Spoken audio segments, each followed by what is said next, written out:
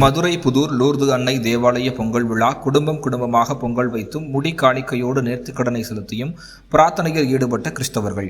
மாரியம்மாள் கோவில் என்றாலும் மரியாள் தேவாலயம் என்றாலும் தமிழர்கள் வாழ்வியலோடு தொன்று தொட்டு நிற்கும் பொங்கல் கலாச்சாரம்.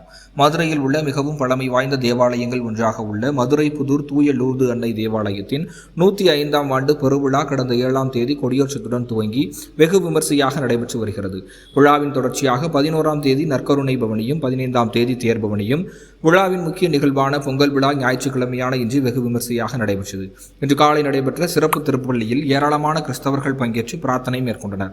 அதனைத் தொடர்ந்து குடும்பமாக தேவாலய வளாகத்தில் பொங்கல் வைத்தனர். அத்தோடு தங்களது குழந்தைகளுக்கு முடிக்காணிக்கை மொட்டையடித்து நேர்த்திக்கடனை செலுத்தினர். தொடர்ந்து வளாகத்தில் சமத்துவத்தை பறைசாற்றும் வகையில் அனைத்து மதத்தினரும் சேர்ந்து சமத்துவ பொங்கலும் வைத்தனர். தமிழர்களிடையே உள்ள ஒற்றுமையை பறைசாற்றும் விதமாக மாரியம்மாள் கோவில் என்றாலும் மரியாள் தேவாலயம் என்றாலும் சமத்துவத்தை பறைசாற்றும் விதமாக ஜாதி மத பேதமின்றி மக்கள் ஒன்று கூடி பொங்கல் வைக்கும் தமிழர்களின் பாரம்பரிய கலாச்சாரமான பொங்கல் வைப்பது என்பது இன்றளவும் தொடர்ந்து கொண்டேதான் உள்ளது என்பதற்கு சான்றாக உள்ளது. நீங்கள் எல்லாம் அனுபவித்து விட்டீர்கள். இப்போது உண்டு கொழுத்திருப்போரே ஐயோ உங்களுக்கு கேடு, ஏனெனில் இறைவாக்கினரும் இவ்வாறே செய்தார்கள் என்றார். ஆண்டவரின் அருள்வாக்கு.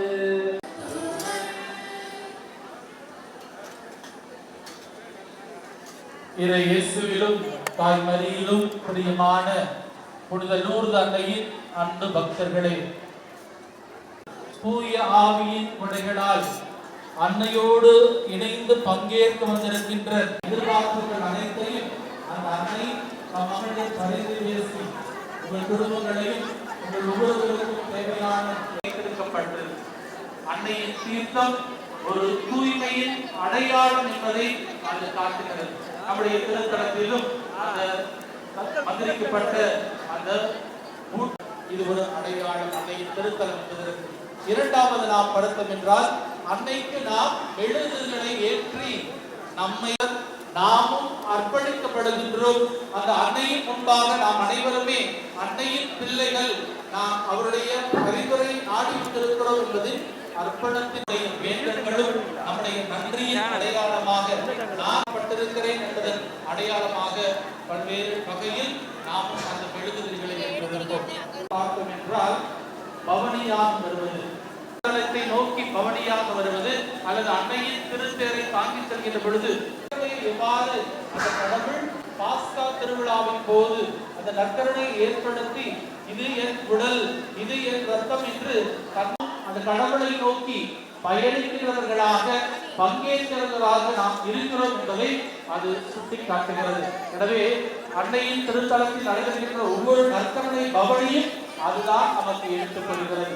அன்னையின் திருத்தலத்தில் நாடி வருகின்ற ஒவ்வொரு பக்தர்களும் அந்த அன்னை எவ்வாறு மற்றவர்களுக்கு நம்முடைய குடும்பங்களை எடுத்துச் செல்வோம். இரண்டாவதாக நம்மையே அர்ப்பணிக்கின்ற அடையாளோ அதே போல நம்முடைய ஒளியாக நம்மை அர்ப்பணிக்கிறது அடையாளமாக அந்த வெளிப்படுத்தலை வைப்போம். அன்னையை நோக்கி நாம் கவனியாக செல்வோம்.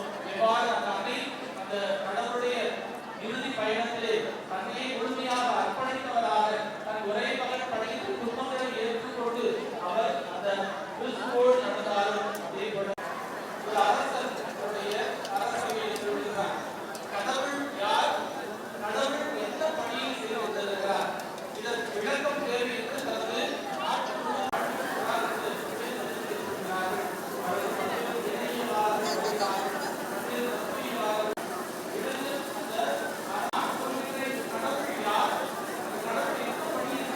பணியை செய்து கொண்டிருக்கிறார். அப்பொழுது சொல்கிறார், அந்த அரசன் எனக்கு தெரியவில்லை. உடனே சொல்கிறார், நான் சொல்கிறேன், நான் ஒரு ஆசிரியராக இருக்கிறேன். ஆசிரியர் என்ற முறையில் நான் அந்த பதிலை சொல்ல ஆசிரியர் மேலே சிம்மாசனத்தில் அமர்ந்திருக்கிறீர்கள், இப்பொழுது கீழே வாருங்கள், நான் மேலே சென்று அமர்கிறேன். நான் ஒரு ஆசிரியராக மாறுகிறேன். மாறுகின்ற பொழுது நீங்கள் என்ன செய்வீங்க? கட்டாயமாக அந்த பதிலை உங்களிடமிருந்து ஆழ்நிலை இருந்தோரை உயர்த்துகிறார். நீங்கள் உயர்ந்தவராக இருந்தீர்கள், நீங்கள் ஒரு அரசனாக இருந்தீர்கள், இந்த நாட்டை ஆட்சி செய்கின்றவராக இருந்தீர்கள், இப்பொழுது ஒரு சாதாரண பதிலை தருகிறேன். இதைத்தான் கடவுள் செய்கிறார். எல்லோரையும் ஒருமனப்பட்டவராக, ஏழைகளை அன்பு செய்யக்கூடியவராக, எல்லோரும் வாழ்வு பெற வேண்டும், அதுவும் நிறைவாக பெற வேண்டும் என்பதற்காக கடவுள் மேலிருந்து கீழிறங்கி வந்திருக்கிறார் காட்டப்படுகிறார்.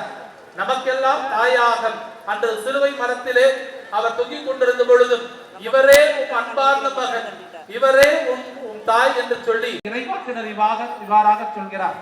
நாம் மனிதரை சார்ந்தல்ல, மாறாக கடவுளை சார்ந்து வாழ வேண்டும். கடவுளை சார்ந்து வாழ்வர் ஒவ்வொருவருமே நீரோடை அருகில் நடப்பட்ட அந்த பயிர்களுக்கு செடிகளுக்கு ஒப்பாவார் என்று